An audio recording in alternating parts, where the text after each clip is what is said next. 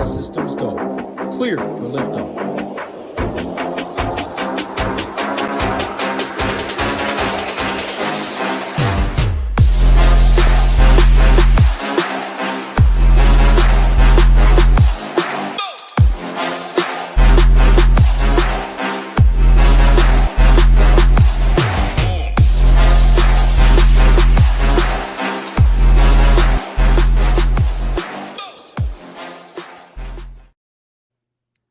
All right, we are back. Substitute teacher time. Tambo's on the road this week, so I'm running the show.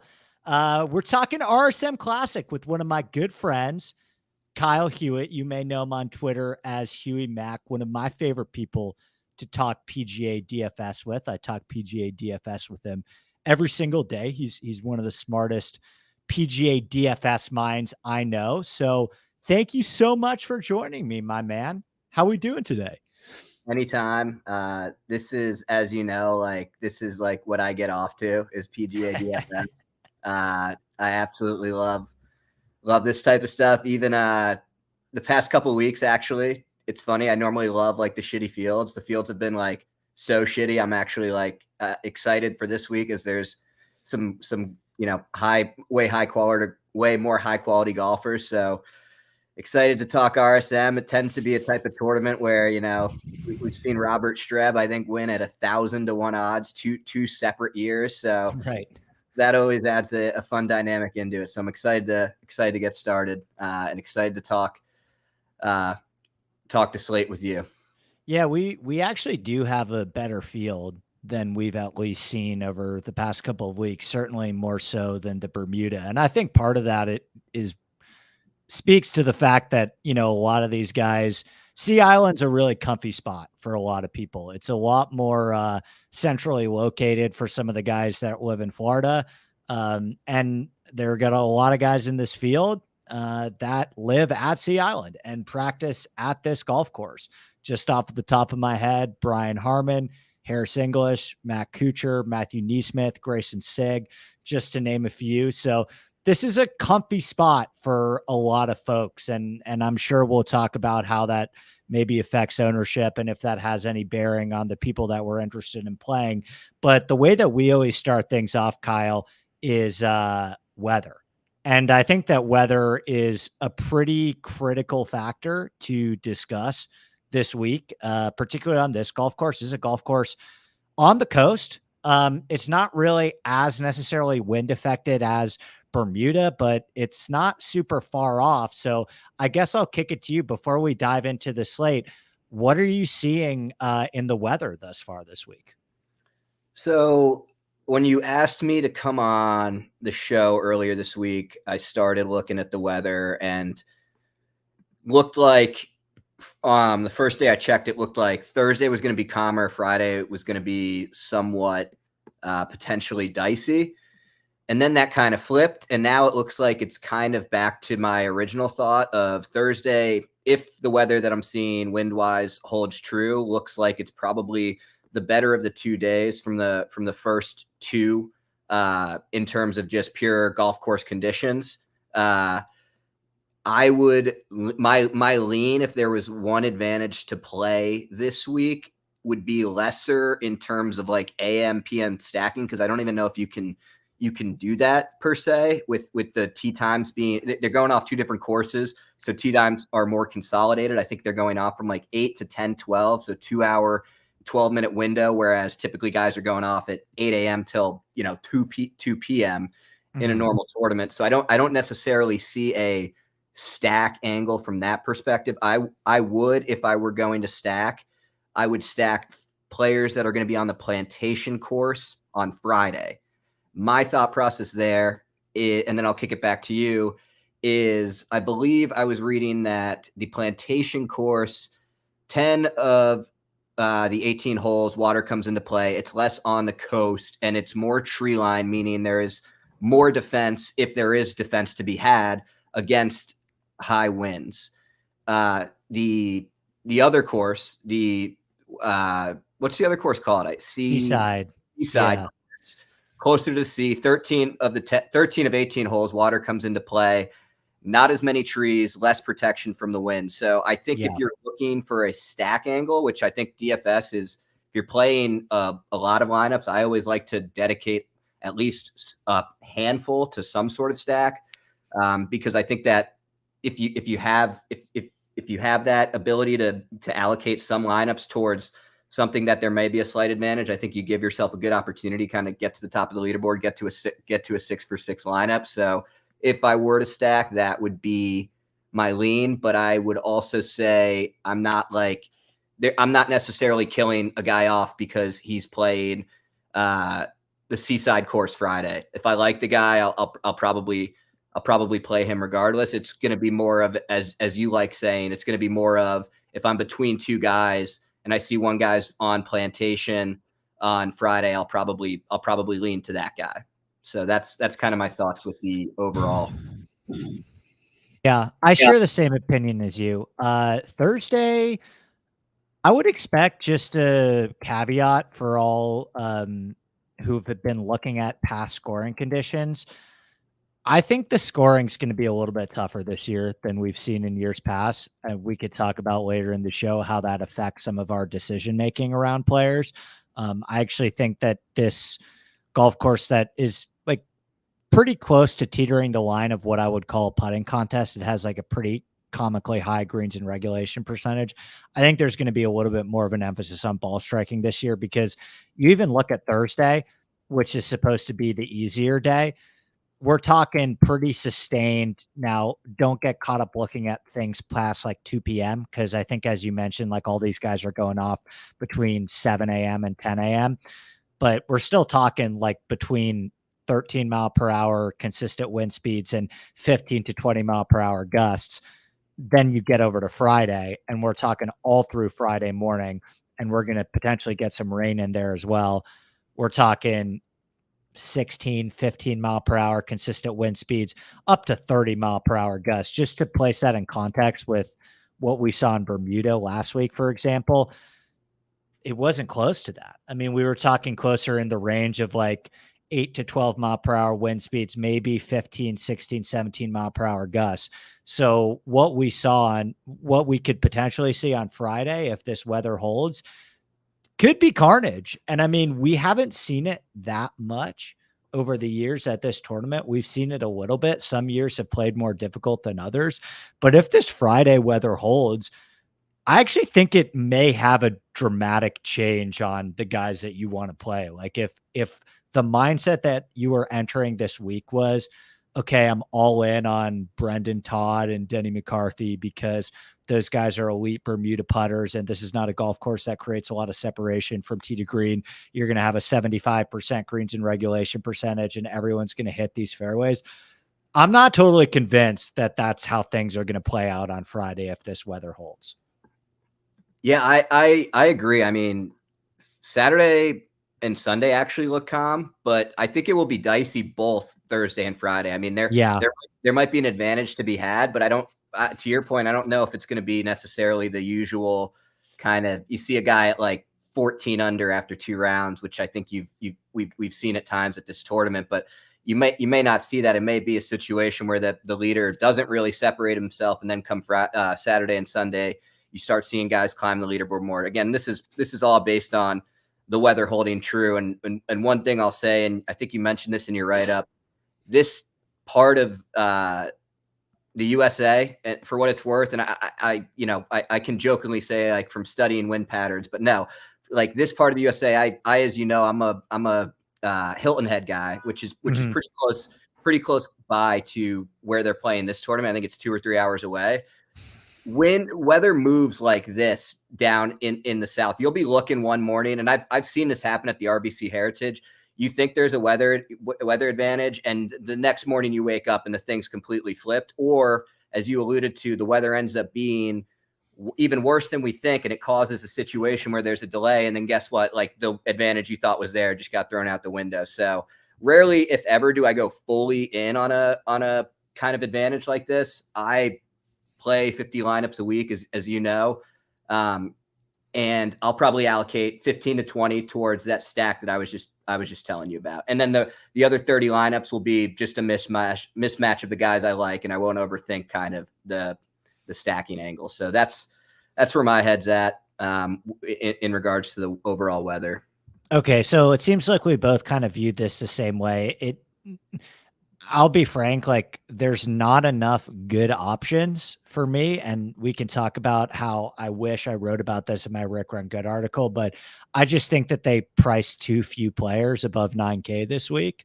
Ding, ding, ding, ding, ding. There's just not enough good options for me to go all in on a weather stack, especially with you mentioning the variability of the weather in that part of the country. But I think we're kind of both on the same page in the sense that, like, if we have an option at the bottom, if you're deciding between two guys that are at 7K at similar ownership, I'm going to go with the guy that's getting the Seaside on Thursday, not Friday. By the way, I cannot, for some reason, post comments in the chat live for everyone to see for some reason, but still posting your questions. Andrew, I see your question. Did you post bets to win this week, Andy? Been on a heater. Great call. I've been running around all day today and I totally forgot to tweet. Thank you for reminding me. I will tweet them. I'll talk about them in the show. I'll run through everybody I'm betting in the show, and then I'll tweet them as soon as we're done with the show too. So keep posting questions. We'll get to them. We got a great producer on hand too, who's eyeing them as well, even though I can't put them. Just as a heads up, Andy, I just got the ability to comment. So if you need me to comment anything, just let me know. That just came out of I don't know. Okay. Love that. Love that. Love that for both of us. Yeah. Okay. So let's talk about the 10K range, Kyle. There's three guys, which I don't understand why. I have issues with how these guys are priced. I have issues with the amount of players that are in there, but we're looking at Ludwig, Cameron Young, and Brian Harman. Ludwig's 10-9, Cameron Young's 10-6, Brian Harman's 10-3. I will give you, because I always do this with Tambo, I will give you my ownership projections for those three guys, and then you can talk about if you have anything drastically different from me in terms of ownership and what direction you'd be leaning in. Right now, I have 27% for Ludwig, 10-ish 11 for Cameron Young, and 18-19 for Brian Harman. What are you seeing? Spot on. I would say the two things I would just add to that, because I love this shit. I think one thing I'd try to do is look at this like a market, and Cameron Young's ownership change between the websites I look at. I kind of take a few websites I pay for, bring in the ownership together, aggregate it together, and make adjustments where I see fit, where the math doesn't necessarily make sense or needs adjustments. Cam Young is, you said 10. I have him at 12, but I have him negative 2% since yesterday, meaning his ownership's trending downward. Yeah. And I have Brian Harman's at 18.8. I think you said 18, but his has gone up 3%. Has gone up 3% since yesterday. So I like talking about that type of stuff. I think it like literally yesterday, it's funny. I was thinking Brian Harman was kind of the guy I was going to stick my flag in, because I was like, part of me thinks build wise this week, there's going to be a group of people that skip the 10K range completely. I think that the 9Ks, if you don't believe us, just look at Corey Connors and Russell Henley and Eric Cole's ownership. Like, I think that's going to be a legitimately popular start, where somebody goes Connors, Henley, Connors, Cole, Henley, Cole, or even you could do Connors, Henley, Cole in the same lineup. Like, I have all those guys at 25%. Yeah. Yeah. I mean, I was looking at starting some lineups with either Henley, Noren, or Poston. Henley's ownership looking like 25, but trending way up. He could be the highest owned guy on the slate. He's going to be. I have him at 27, 28. Yeah, I never answered your question. I would say if you're trying to get the game theory perspective up top, and if you put that with what you were saying before in terms of you see this as a tournament that maybe doesn't end up being as high scoring as it typically is, I think that if you're playing single entry and maybe something we'll talk about later, I think Cam Young is a very interesting option. I don't think anybody thinks he's going to go out and shoot 20 under, because he's a guy that can't win a tournament if it gets to 20 under. I will say, what's interesting about him, not only from a pure kind of contrarian angle on the DraftKings slate, he's a guy who's labeled as a bomber, and he is. But you could complete the sentence for me, because I know we think about things so similarly. He's also a guy, for whatever reason, and maybe part of it's because how far he hits the ball, where these courses that take driver out of your hand. Another one he finished runner-up at, RBC Heritage. Mhm. He's had success at. He finished 29th here, and he is a guy that I think is a guy who like optimizes his schedule. Like, he looks at actual statistics when he's formulating his schedule. And I don't know. I don't think there's like, I think he likes these types of courses, or else he wouldn't continue to come and play these small ball courses. But I could also be wrong. So I would, yesterday, if you asked me, had said Brian Harman. And as of right now, as of what I'm seeing and what you said to me, I would probably DFS wise play Cam Young in the 10s. Look, I think if we near a situation where Harman is coming in at double the ownership of Cameron Young, I have gone out and said, like, I actually think Harman is getting disrespected here. I think I don't really know what the guy has to do to be the highest priced player in the slate. He just won an Open Championship by like 6 a couple months ago. Essentially took Colin Morikawa off the course at the Ryder Cup, right? Like, he's one of the best American players at the Ryder Cup. He lives here and finished second. So I will say that, and I'm incredibly high on Ludwig long-term. I'm incredibly high on Cameron Young long-term. Anybody that listens to my stuff knows I'm a massive Cameron Young fan. My initial inclination was always Harman in the spot. Yes. Yep. Now Harman's ownership's trending higher, and I think that decision is a lot tougher. And especially, one of my biggest immediate concerns with Young and Aberg was I don't really think that they are best suited to win a tournament at 25 under. That doesn't mean they can't. And I've used this example when I did my odds checker video with Jeff, where I said, listen, the same things that I would say about the course fit of Ludwig and Cameron Young at this course is what I would say about John Rahm at the American Express. Like, the golf courses at the American Express completely devalue what John Rahm does best and completely lower the advantage that he has over somebody like Brendan Todd versus as if those two players were playing Torrey Pines. Guess what? If John Rahm plays his best golf, he's still going to fucking win the American Express, right? And that's the attitude that you have to have with Ludwig and Cameron Young. Like, I think in a vacuum, those are two incredibly, incredibly talented players. And even if this course doesn't do the best job of accentuating their skill sets, if they play their best golf, they're still going to finish highly and end up being a good play. The fact that we may see some crazy weather and it's going to be, Cameron Young, pretty great Open Championship record already as well. And Brian Harman too, by the way. Yeah. And yeah, not bad for Brian Harman in that category either. But I think if this turns into more of an emphasis on ball striking and less on putting, and Cameron Young gets to be, and we're sitting here on tomorrow morning, Kyle, and we're looking at it and it's like, holy shit, Harman ended up at 22 and Cameron Young ended up at 9. I think you're probably going to want to be on the Cameron Young side of that, which is where I see it going and why I think we're both saying what we're saying. I'll say this, which may piss some people off. If you were just saying, Kyle, gun to your head, who's most likely to win this tournament, I would say Ludwig 1, Brian Harman 2, Cam Young 3, but this is a DFS show. And from a DFS angle, I think Cameron Young has a lot of upside if you're getting him at sub 10%. So I'll also say that there's back to my whole, like, I play 50 lineups type of thing. Like, I will maybe I'll probably have one of the guys in the 10s. And originally I was thinking Brian Harman. Now I'm starting to think Cam Young. I'm going to have a lot of lineups that don't have a single guy in the 10Ks for what that's worth. I think that'll be a common build, but I think that the pricing after those top 3 guys is so bad that it kind of like is telling you to play a more balanced build this week. Now, that's a great way to like go towards one of these 3 guys very hard and just say, people are building their lineups with 3 9K guys. I'm going to just put one of these 10K guys in as a staple of my lineup. And that's my way I'm going to get different. But I actually do kind of like the balance build this week as well. So,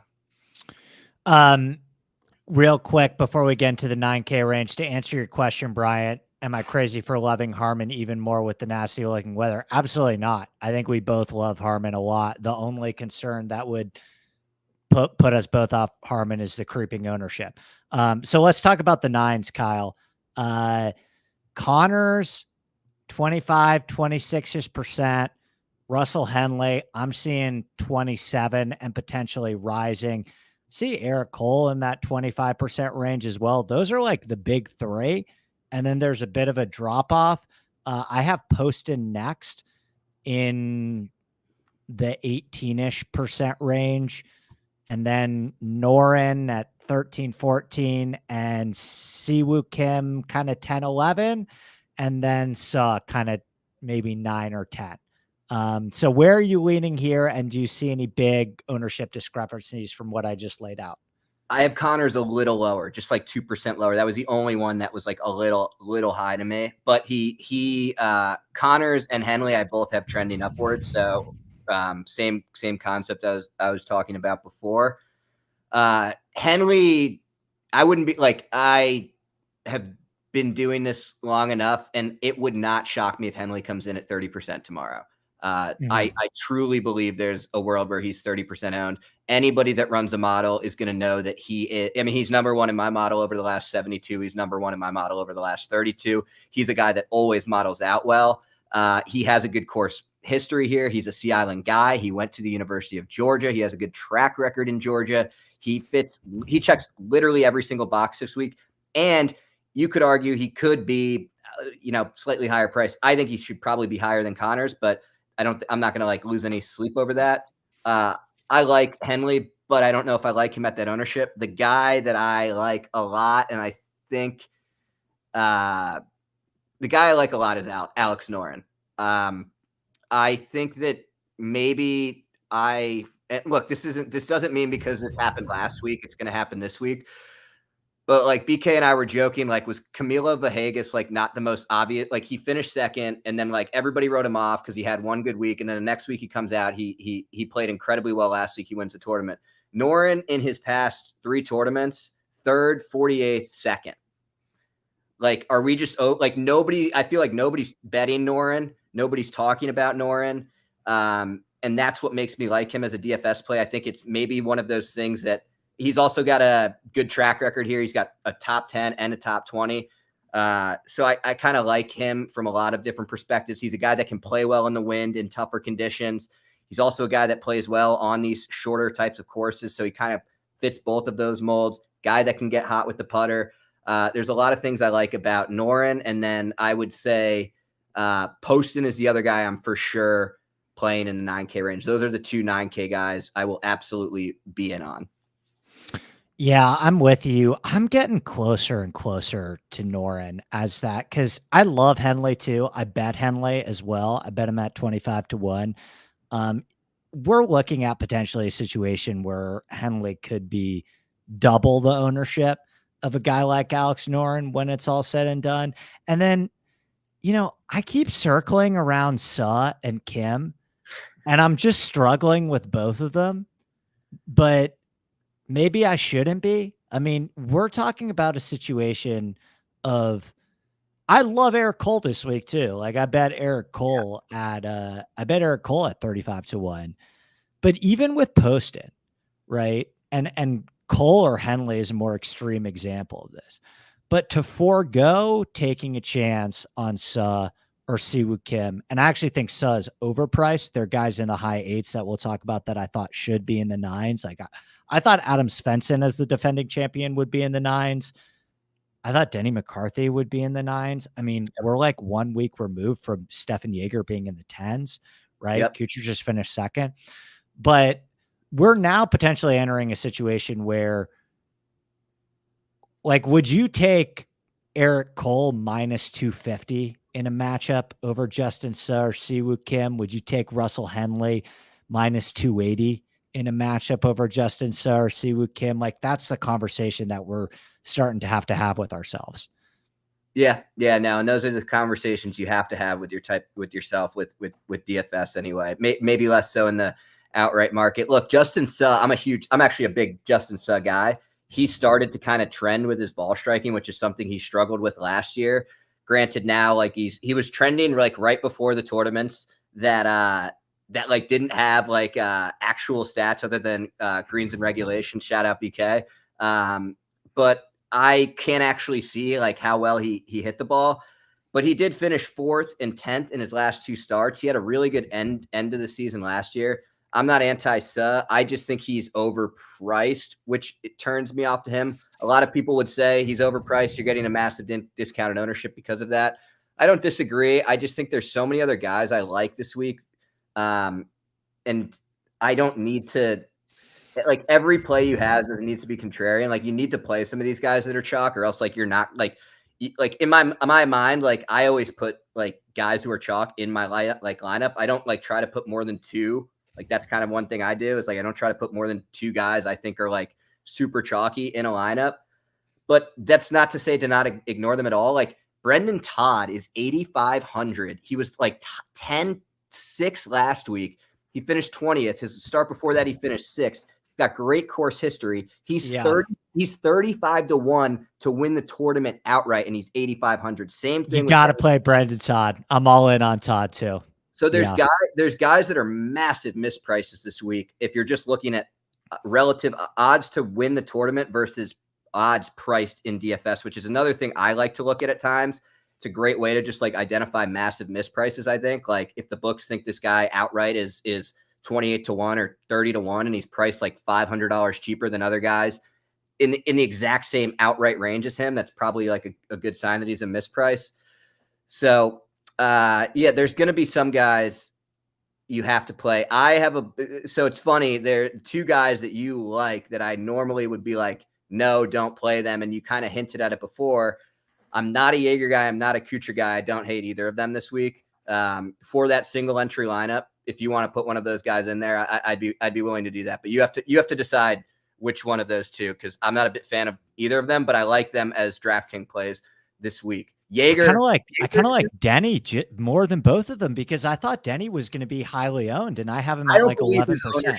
I don't believe his ownership, but I think it's going to be higher, right? 11's too low. Dude, and what's funny is all of the concepts I was just talking about, I always say I track his own like trending ownership. A massive carpet pull from him, like 6% down since yesterday, which normally I would be like, oh my God, that means he's coming in so low. I can't believe it with him. When I modeled this out over 72 rounds, he was number 2. When I modeled this out over 36 rounds, he's number 6 in my model. I think this is a situation where he's going to come in and get late steam, and I don't believe the ownership that I'm seeing with him. I haven't crossed him or Todd off the list. I'll probably have to cross one of them off. Let's lock Todd in. Let's lock Todd into the single. I mean, is Todd your favorite play in the 8s? Because it's either my favorite play in the 8s is either Todd or Smalley. My favorite play in the 8s is I love Smalley is one below Todd. It's Billy Horschel. Billy Horschel at 8,400 is my favorite play on the entire slate. We got to put him in then. That's your submission. Put in Billy. I think I can get down with the baton boy. Put in Billy at 8,400. What do you have him coming in at? Like 11%? I've got him at 10%, down 1% since yesterday. He is not normally a guy that will break a model, which from a single entry, a lot of people in single entry, and this is you could do a whole segment on this. Like some of the quote unquote like pivot plays in what you see in a GPP market end up actually being higher owned plays in sometimes higher stakes in single entry. And Billy Horschel's a guy that like when you run a model, he doesn't necessarily look sexy in it. But if you actually look at his ball striking stats, shout out Rick Rungood. He's got the European Tour stats up there. Billy Horschel was over in Europe. He finished 13th at the Wyndham to end the year last year, gained on ball striking, went over to Europe, made the cut in every tournament he played over in Europe. And if you look at his ball striking strats, they're jumping off the page. And Horschel's a guy that wins tournaments, right? He's got a lot of win equity. I love Denny McCarthy. He's got more win equity than Denny McCarthy. He's got more win equity than Stefan Jaeger. He's got more win equity than Brendan Todd. Those are three guys that more win equity than Eric Cole, another guy priced higher than him. More win equity than Justin Suh, right? So those are all guys priced higher than Billy, and I think Billy has just as good, if not a better chance to win the actual tournament, which makes me love him. That's my Billy Horschel sell. And who's the guy when conditions get tough that's great? Billy Horschel, another guy. The tougher the conditions get, I don't mind me some Billy on a tough course, as long as it's not a major. Yeah, I think some of the reason why I was a little bit lower on him initially, as you mentioned, is my model's still factoring in that really rough stretch that Horschel had towards the end of the year, or kind of towards the middle of the year. And then he started to play a lot better golf recently as well. I will say another guy down there that I am fairly interested in is, I think that we would have potentially seen a little bit of an overinflated ownership with some of the Sea Island guys, but I think Kashmir Keith coming in at like 7.5%. Yes, is pretty tasty. It's very tasty. I'm gonna play Keith, and I'm really heavy on this 8K range this week. Like I'm just gonna have a lot of very balanced lineups because I like a lot of these guys in here a ton. But yeah, Keith, do we have to talk about Smalley? I feel like we both love Smalley. He's another guy I bet Smalley at 60. I think you got an 80 on him. He's just another one of those guys that completely raises his baseline on Bermuda courses. He was a very popular option last week. I think there's no reason to hop off after a 30th place finish. Now you get him at double the number. Shot a Sunday 65 too, his best round of the tournament by 3 strokes. I love guys that fire their best round on Sunday and kind of get that momentum going for the next week. So anyone else that we need to, you know, what would actually make me laugh if this is the week where Akshay screws everyone. Would not shock me, because there's been times recently where Akshay's been like 25%, and it's like now he's going to be 10%, and it'd be hilarious if Akshay screwed everyone. I played him at 10K last week, right? Yeah, and he finished 20th. Shouldn't I play him again this week? Right. I probably should. He's on the short list. Another guy who I'm going to give you a blind resume here, and you can guess it. I'm good at these. Try me. This guy, his last 1, 2, 3, 4, 5 starts, 20th, 45th, 18th, a win, and 25th. Mr. List. Mr. Luke List, who has, by the way, look at that course history too. He's been good here. Who has a 4th and a 10th at this course. He's not a guy you would really think, other than his driving and his tee to green, he's so elite. He's not a guy to me where I would say, oh, Sea Island, he like that. That's a good course fit for him. But he's playing well, and oddly enough, we give Luke List such a hard time, and anybody who before this year would tell me he's doing anything with his putter that made him look anything better than he was before, I just didn't believe. You started talking earlier this year. He's been seeing a new coach or something maybe for his putter. Am I making that up? I was not the source of that, but that potentially could be true. I used to know his caddy, and then his caddy actually went to Matthias Schwab, has the caddy that I know. So he's working with somebody else that I'm not fully aware, but he's been putting great. So whatever is working. Yeah, it's working for him. The tournament he won, like, so good for Luke List to say fuck you to all of his haters and bang a 45-foot putt in a playoff to win that tournament. Who would have ever thought Luke List would walk off a tournament like that? So I'm not, and 7% owned with how good he's playing. Trending. Certainly not me that week, and I bet him. So yeah. So I don't hate him. Tom Jacobs kind of sold me on him last night on TIB. He was not a guy I was looking at all. And then I looked at his course history. I looked at how he's been doing since the win. He's been doing very fine. The 8K range, you could make a pretty interesting case to like load up an all 8K lineup, literally all 8K guys. I agree. And that's my point. Like, half these guys should be in the 9s. Yeah. Like at least 2 or 3 of these guys should be in the 9s. So I'm crazy heavy on the 8K range this week. You want to talk about this? So just say models love JJ Spawn this week. Another guy, like JJ Spawn. another It's guy tough. It's like who am I going to cut? That's the problem. And Spawn's going to be 10% too. Like all these guys are in a pretty equal, similar ownership too. You always talk about this range, normally the forgotten about range, not this week. No, well, there's too many. Okay, sevens. Let's jump. Massive range. So let's just do it this way. Outside of Taylor Pendrith and Chesson Hadley, is there anyone that you are saying not too much ownership on this guy? Or are those the only two guys where you truly have to think about what lineups you're putting them in? Because I have Hadley in I guess Hadley's like 12, and I have Pendrith at like 15. I have Hadley way lower. That's one discrepancy. I have him at like 8. I hope you're right, because I really like Hadley. No, I also could be wrong. I'm wrong all the time. But that's what I see with Hadley. Hadley yesterday, I had exactly where you had. And he to my numbers has come down slightly. You're spot on with Pendrith, and Pendrith is trending upward like a lot.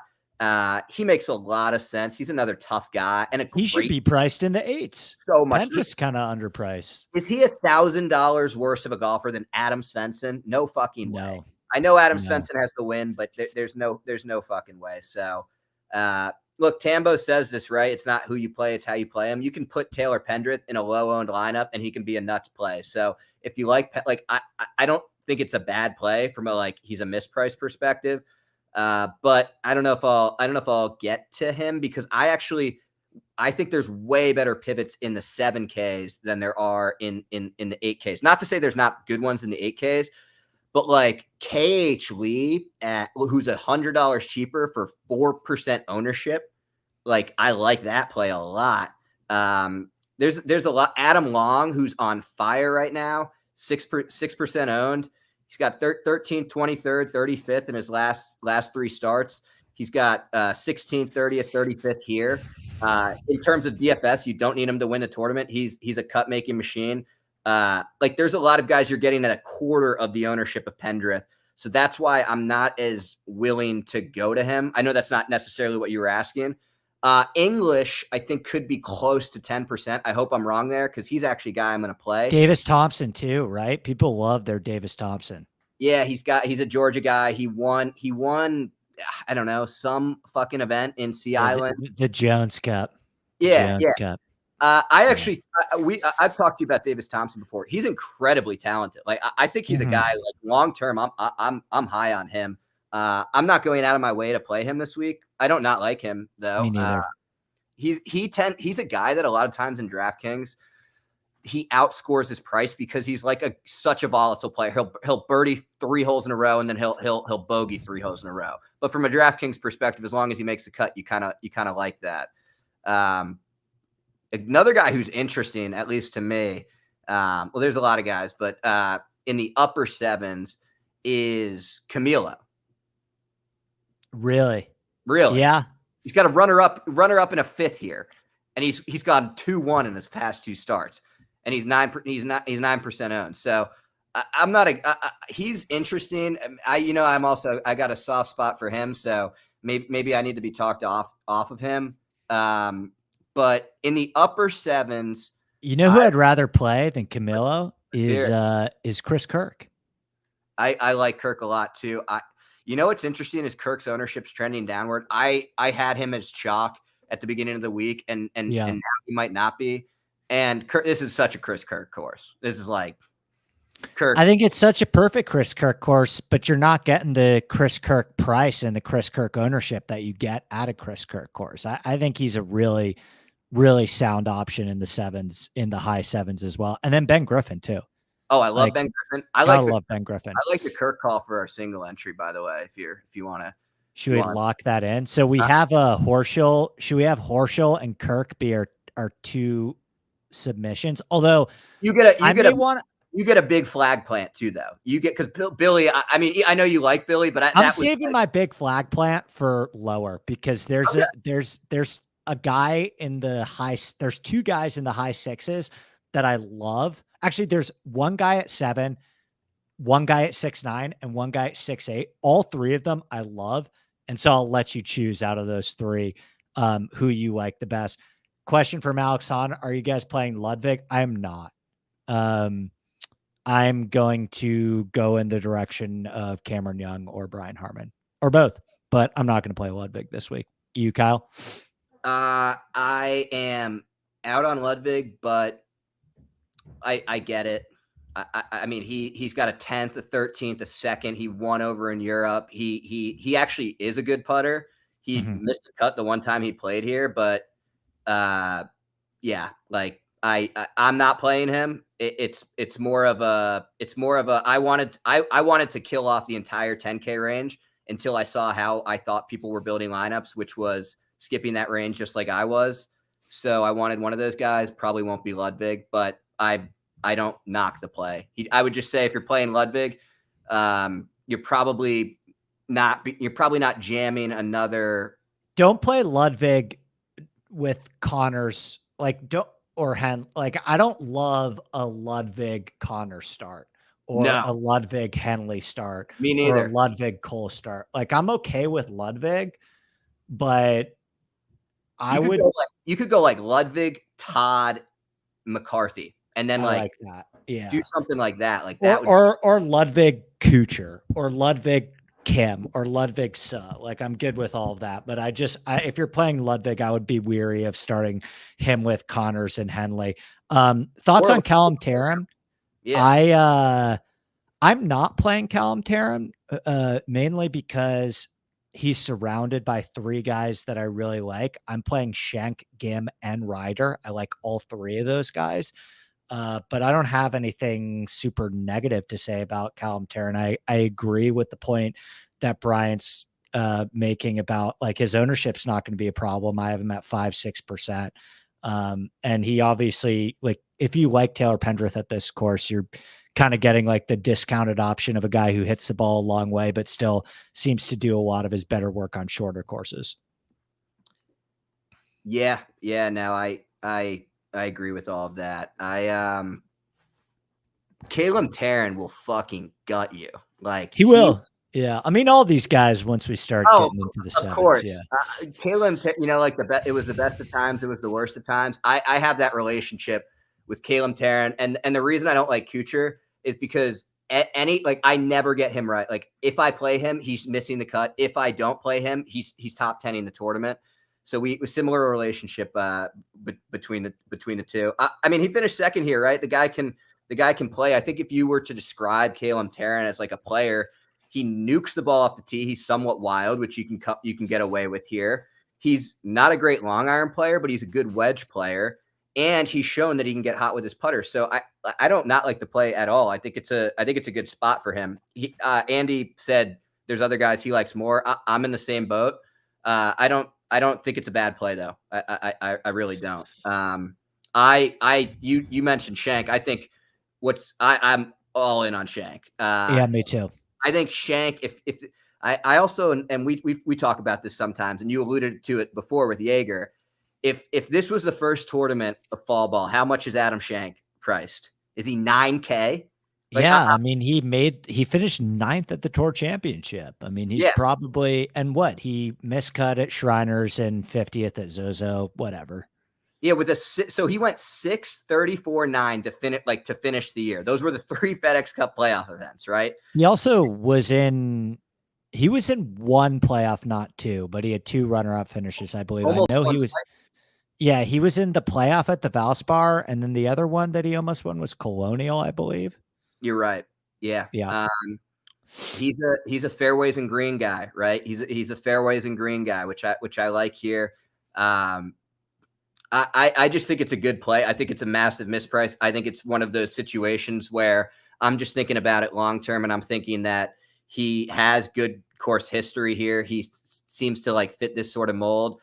If you were just looking like what would he be priced out 2 weeks ago, could be $2,000, not $2,000, but $1,600 more than he is now. So I like Schenk. Hubbard, another guy you mentioned, like him. Mac Hughes, another Callum Tarren-esque play. Like you are rolling the die playing Mac Hughes, but there's certain guys, if you play DFS every week, like one guy I love, and I always tell you, Sam Burns, and he might not be a sustainable, like golfer. He's very volatile. But if you're playing DFS like week over week over week over week, like, and a Sam Burns is a guy who never gets really ownership, similar to Mackenzie Hughes. Honestly, like Mackenzie Hughes doesn't really garner much ownership ever. But his upside is extremely high. He's been playing like dog shit, and then out of nowhere last week he finished 7th. I think he's got a win and a runner up here, if I'm not mistaken. So I like Hughes has won here before for sure. Yeah, I like that from a 7.3 golfer. And Hughes's biggest handicapping thing, correct me if I'm wrong, is he's wayward off the tee sometimes. Like he loses it off the tee, and I think you can't be Lucas Herbert, like off the tee here. But if as long as you're keeping the ball in play, like you have a chance here. So I don't like I like the Mackenzie Hughes play a lot. I said Adam Long. I said Ben Griffin. I'm just talking about my highlighted guys quickly. Neesmith is one of the guys I'd mention. I mean, yeah, you'll hate this and you'll say you're absolutely out on it. But Montgomery, I'm not like out. I know you're out. He's bad at golf. I mean, he's got a 35th, a 16th, a 31st, 15th here, and that's his last couple starts. 15th here last year. He was the hottest guy in the world. Everybody wanted to play Taylor. Well, everybody who doesn't run a model wanted to play Taylor Montgomery last year. This is a Taylor Montgomery course. 5% ownership at 7.6. I have him highlight. Like I haven't killed him off yet. Of course, talking to you, you're like making me like think he is a horrible golfer. But yeah, I'll leave it at that. Oh wait, I have Ryan Moore highlighted too. That was my last 7K guy. Fairways and greens with Ryan Moore. Yeah, I'm cool with Ryan Moore. I think he finished 5th at the Bermuda as well. Just to take a couple comments, not many better win players than Camilo Villegas. Is that statistical or anecdotal? If it's statistical, Jack, please share your win model with me. I have yet to find a way to accurately quantify win play, but if you know something that I don't, please share it with me. Anecdotally, I can get behind that though. It seems like, Bermuda, RSM, windy, right? Wins like the golden goose of golf analytics. It's just, we're not there yet. And I spend like my entire life diving into this stuff, and we don't have anybody who is touting that they can accurately give you win stats outside of anecdotal evidence of like watching a guy on television play well in windy conditions. It's a major red flag in that tout that you're following, like a major red flag. I think that you could have like a limited understanding based on understanding golf and watching golf. But like I used to hear this all the time with Joaquin Niemann, like, oh, Joaquin Niemann's a good win player because he like hits the ball low. It's like, you guys do realize everybody at this level can like hit the ball low if they want to. So yeah, the wind is a whole other podcast. We're getting starting to get some submissions too for the single entry, and we'll talk about the 6K guys very briefly because I want to have. I have a lot of. Yes, that's fine. Yeah. I want to get out of here in an hour, and I want to make sure we get the lineup built as well. 6.9 Gordon, Tyler Duncan. I'm not playing either of those guys. Go in on Duncan. Okay, interesting. I'm more of my two favorite guys, and tell me, I'm curious if you have a preference out of these two guys, but I love Ben Martin and Grayson Sigg this week. I absolutely love Ben Martin. I'm in on Ben Martin. All right, we're putting Ben Martin in.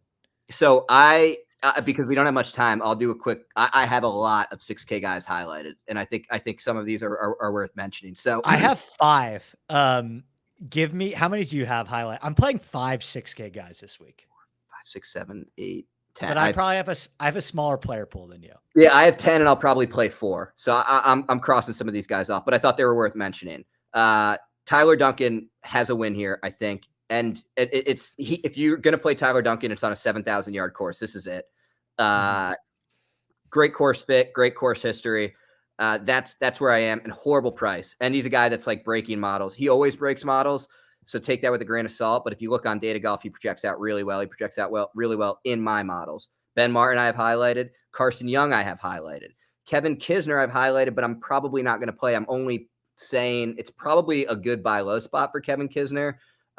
He's been horrible. Like he looks like he forgot how to play golf at the end of last year. And that scares me, but incredible course history, just his type of course. Kramer H, obviously, nuke play, 250 to 1, bet him outright. 13th, 15th in his last 2 starts. He was 12th in greens and regulation 2 weeks ago. He was 3rd last week. Austin Cook, 6,700, former winner, 10th and 13th in his last 2 starts. Zach Blair, your boy, the Blair Witch Project, 66. I like him. Peter Malnati, 66. Andrew Novak, 66. And then these two just don't like. If you don't like disgusting names, you can end the podcast here. Brian Stored at 6,100, and if you played Dunlap last week, you should fucking be playing David Ford at 6,100 this week. David Ford, Walker Cup member. He is the all-time winningest player at UNC. He went to UNC in the same time frame that Ben Griffin and Ryan Gerard, who are already on tour and good players. Ryan Gerard, not really. Ben Griffin is, and David Ford was a better player than he was in college, in my opinion. I was talking to Baroff about Ford, and he said Ford isn't a great course fit here. So I'll point that out as well. But I just think if you played a 70, what was he, 500 or 400, Nick Dunlap? Oh, David Ford's also the 3rd ranked amateur in the world right now. How did the Dunlap thing go? I did not play him. He won the USAM, and he was how did it go at the Bermuda? I genuinely don't know. He missed the cut, but he was $1,300 more than this guy, right? Than David Ford. So it's like I don't know. That's where I stand. Also, Kramer Hickok is 6,800. He was 7,500 last week. He finished 13th, and he was 3rd in the field in green and regulation. Judging by our group chat, I feel like we have to maybe in our single entry, because we like so many of these 6K guys. Maybe we play Harmon and Cam Young together and do 2 or 3 6K guys with Billy. Done. All right. We can talk about that. We could talk about in the chat. Wait, so just real quick, because you mentioned a lot of guys there. The 5 guys I have that we have crossover on. Well, we have crossover on Sig, Carson Young, obviously. I've played Carson Young every start this fall, so I'm not stopping now. Ben Martin, I think we're putting in. And then Kevin Yu. I mean, come on now. I'm a huge I know you are. Did you mention him? I didn't even remember.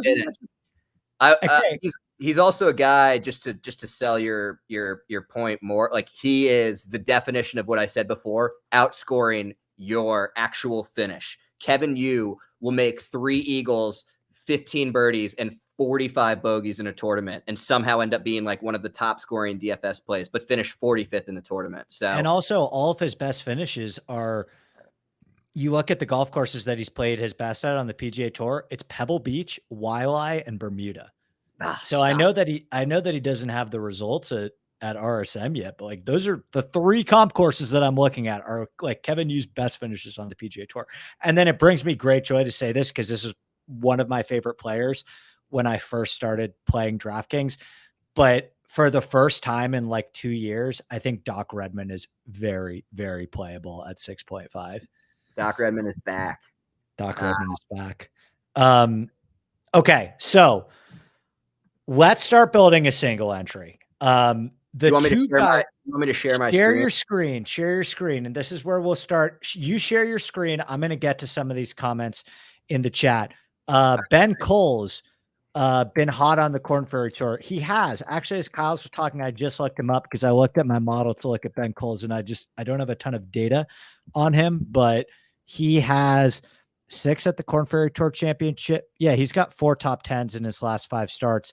I tend to be late on guys and wait for more data to come in on him, so it's probably not going to be for me. But, if this seems like a good opportunity to be early on somebody who's playing some great golf on the Korn Ferry Tour. We covered Knox, I like as well. That's another name that either of us mentioned, but I'm cool with Knox in the 6K range. I played him last week. Cool with Knox. C May my 3111. We talked a lot about Ludwig at the beginning. I think we're both out on him, but he scares us.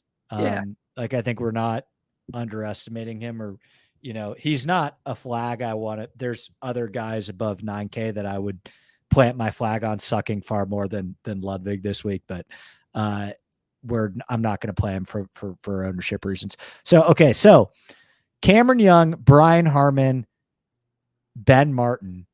How much money do we have left? That leaves 74. Let me see what Horschel. That would put us back down to a 6K guy. I mean, we could do your boy Neesmith.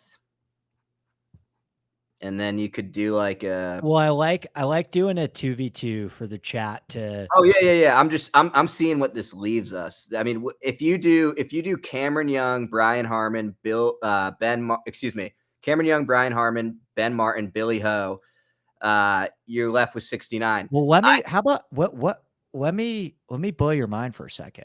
If we why are we playing Harman over Poston if we already have Young? Like Poston's going to be $1,000 cheaper, open up way more opportunities for us. And I think we both like Poston like just as much as we like Harman, right? Yep. Or would you rather do Harman up top and go like a Noren for a pivot? Like I'm just asking the question. That's a good one for the chat. Maybe is Harman Noren or Young Poston. Yep. And I like because it's similar price. Yeah. We'll post comment in the chat if you have a strong affinity towards. I can't post, but post. It's either Cam Young.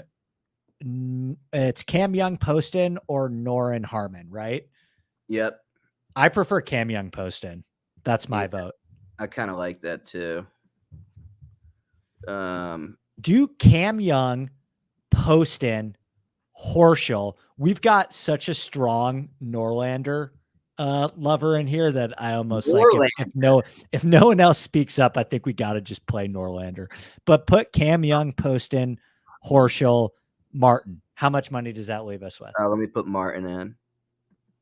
Martin, I think, has like a really good tee time from the perspective of I think he's like first guy off of the Seaside course tomorrow and then plays Plantation course Friday, which I love for a 6K guy as well. Okay.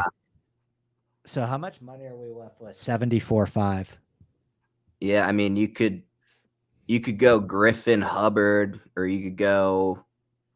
What's Norlander's price? Where is Norlander? I mean, listen, it's the final show of the year. I don't know where he is in the chat.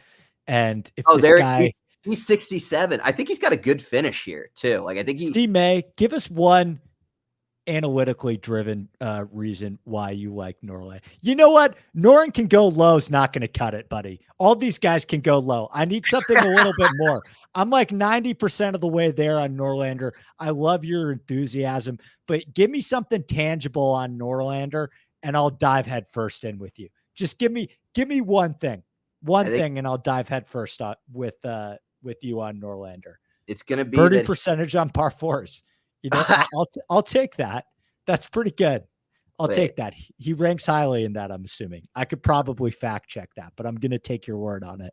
Norlander's got a top 5 here as well. So, and he's 67. Do you feel like we're getting too dicey playing Norlander and Martin in the same lineup? Yeah, absolutely. You think we're getting too dicey? I personally, I would. You just don't necessarily even need to do that. You know what I mean? Well, if we played Norlander and Martin in the same lineup, could our final guy be like a good player in the 8s? Yeah, but I think you can do Neesmith and have like, I thought it was going to get us to Smalley. Fuck. If you hang on, why don't we play Martin, Norlander, Smalley? We could do that. Fuck it. How much money does that leave? I think like 300.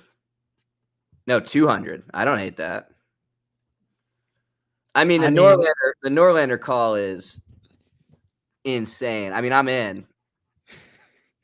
He's finished. Norlander's finished like second at Torrey Pines before, hasn't he? He finished second at Sanders. Okay, so maybe I'm sorry. I thought he's just he has missed back-to-back cuts, but so here's the thing. Like we're gonna, we put this single entry in every week, and we give a percentage of the winnings. We haven't hit yet. We've like min cash, but we haven't hit on something big.